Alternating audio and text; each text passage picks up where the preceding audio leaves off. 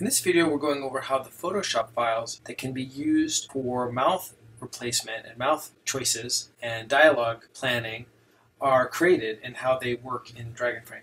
So I've got this character here, Sakella, and she has been programmed with her eyes. She's got these clappy hands, but they don't clap in this one, but there's a hand layer. There's also a mouth layer and an ear layer. Okay, so here it goes. It's a metaphor, you potato with eyes.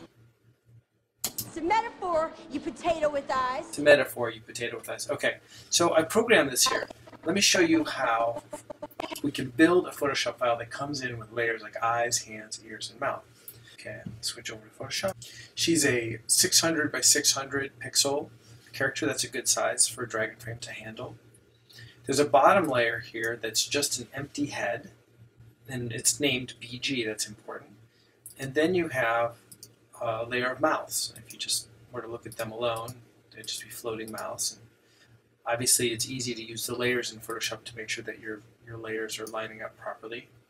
And this could be actual photos of replacement mouth shapes that you've done, and you lock your character's head into some kind of a system, and then you replace out the mouths and take pictures of them one at a time, and then build up a Photoshop file. Okay, we have the mouths, and we have ears here, and the little hand layer, and the eyes. And so the reason that we did it in 2D is it's kind of a big deal to create a real 3D character with sculpted eyes, ears, whatever. But you might have that. You might have a set that's got a lot of replacement parts on it. And so if you wanted to do that, here's how you do it. You name the folders, and then in each folder you keep the names fairly simple. And I think you can't have them have the same name in different folders. Everything has got to have a separate name. And then if you construct your Photoshop file like this, when it's imported into Dragonframe, the character will open up and have all these layers ready to animate with. Now I will show you one thing that's different between Dr. Sock and Sakella.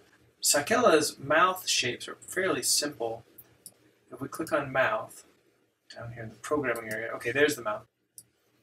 You'll see that the mouth names are very simple. They're just the names of the sounds, and then the B and P and M. And so they represent what the mouths are doing. But you might have a face set that has a lot of specific technical name for each mouth that you're replacing that's different from the sound. So you might have two different kind of tags. That's the way that Dr. Sock is built. And if you look at his selections here, this description of what the sounds are, like open mouth or the ah sound.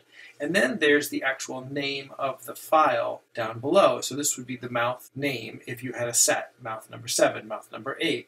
This name, like ah, is for the track reading. So they're kept separately.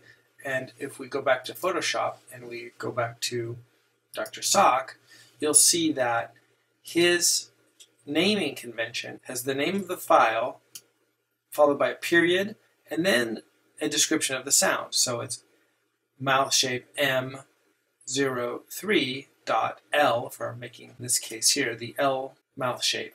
So by separating these with a period, you then get this other kind of structure where you get to see both the name of the specific mouth and then what kind of sound it is, and those are separated on that. We try to keep the way the Photoshop file works fairly simple, so hopefully this all makes sense and you can whip up a character pretty quickly with some cutouts or something and shoot a Photoshop file and then bring it in. It's actually kind of fun to bring in dialogue and just play with the characters. And you can have a group of characters all talking to each other, and it's kind of fun.